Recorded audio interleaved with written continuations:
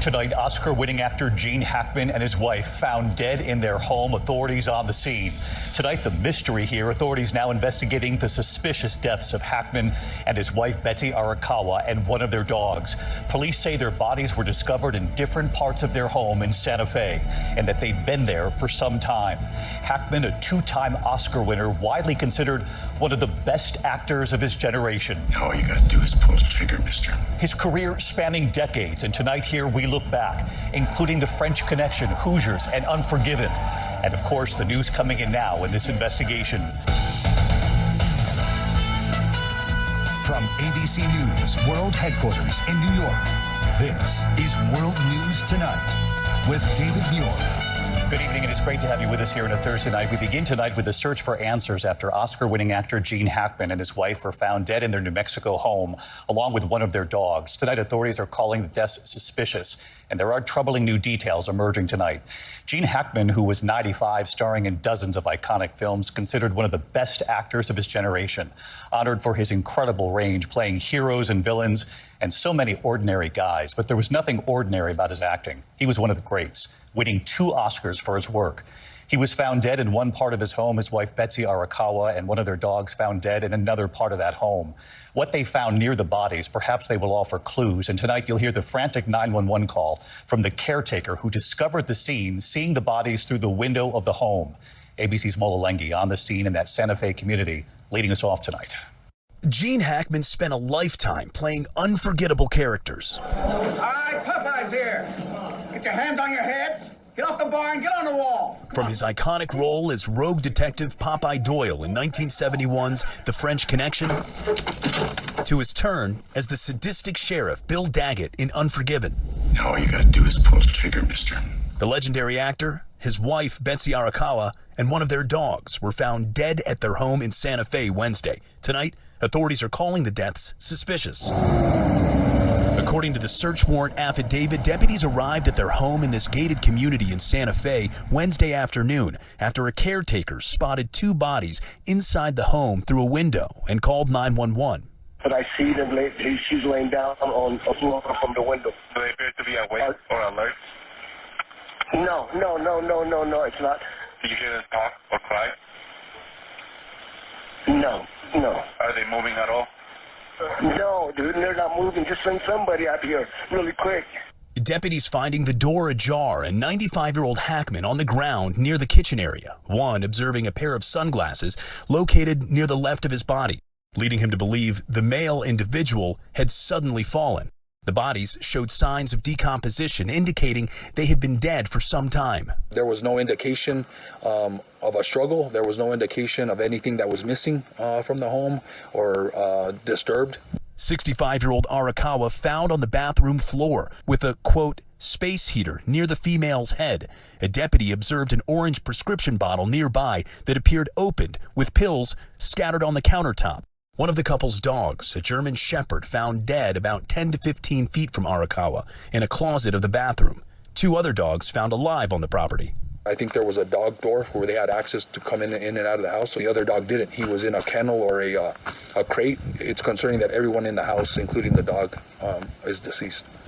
Well, David, police say there were no signs of a natural gas leak, no carbon monoxide detected, but they add that it's possible the gas could have dissipated in the time between their deaths and when authorities arrived on scene.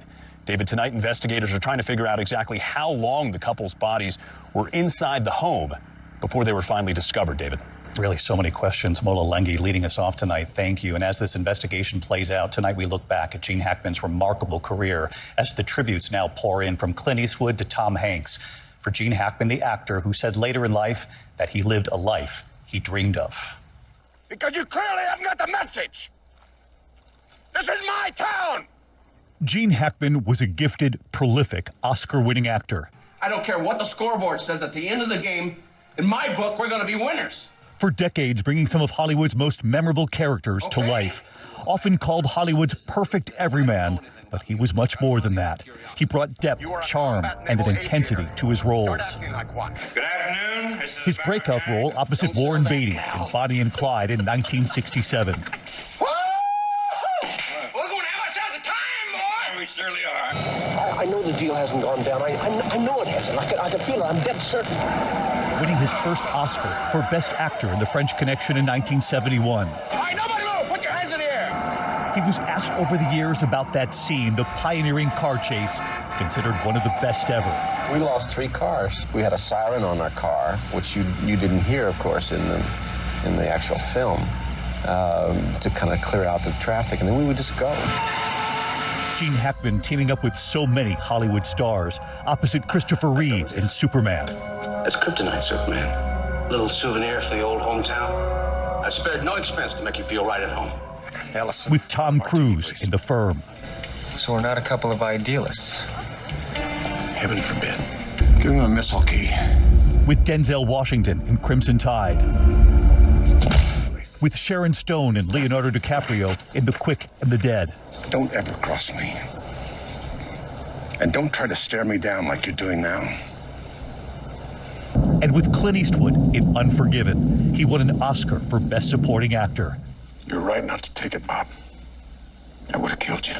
Born in 1930, he lied about his age as a young man to enlist in the Marine Corps. He sold shoes, drove a truck to get by, while he worked on his dream of acting. He spoke of his father leaving the family when he was a child while he was outside playing. He remembered his father waving as he drove off. He would often say he was grateful to play a different kind of Hollywood leading man over the course of his 40-year career. He changes, which always interests me in characters. We all have conflict. We all say we're one thing and really have to do another. Tonight here, the tributes for Gene Hackman and his wife Betsy of 34 years, a businesswoman and former pianist. Legendary director Francis Ford Coppola posting this image of Hackman on the set of The Conversation, writing, "The loss of a great artist always cause for both mourning and celebration. Gene Hackman, a great actor, inspiring and magnificent in his work and complexity. I mourn his loss and celebrate his existence and contribution." Clint Eastwood tonight saying there was no finer actor than Gene. Intense and instinctive, never a false note, adding he was also a dear friend whom I will miss very much. Viola Davis posting this picture saying, "Loved you in everything, tough yet vulnerable. You were one of the greats." And Tom Hanks tonight sharing this picture and writing, "There has never been a Gene Hackman type. There has only been Gene Hackman." Tonight, the actor, in his own words. In life, sometimes you do get what you want. I'm sure there'll be people who will argue with that. Life tends to go in peculiar ways. Gene Hackman's work remembered tonight, and later right here, what Gene Hackman once told our Diane Sawyer, what Hackman described as the closest thing to heaven. His interview with Diane coming up. Finally, Gene Hackman in his own words. Gene Hackman said he always looked for characters who were conflicted. If somebody changes somehow, or somebody has some kind of a conflict in their character that you have to see resolved as an audience, that always interested me, because I think all of us have that. He recognized he lived a life and a career he dreamed of. It's all I ever wanted to do. So few people ever get what they really want in life. You give up a lot in terms of family, and I think you're always in North Africa or Spain or someplace. But it's a make-believe world, and it's what I wanted to do as a child. And this is what he told Diane Sawyer on the magic of acting, collaborating with another actor, the closest thing to heaven he could imagine. I desperately wanted to be an actor from the time I was 10 years old, but I was so shy and so intimidated by the process. What was the thing you wanted in acting? I suppose to be transported to somehow or another to play these people who seem to have this great life. What do you mean by anything? What do you think I mean?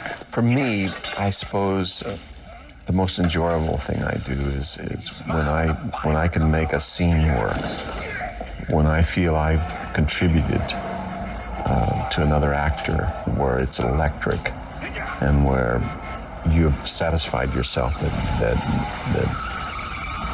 you have done everything you can to make that come alive. That to me is heaven, I suppose. Gene Hackman, one of the greats. Good night.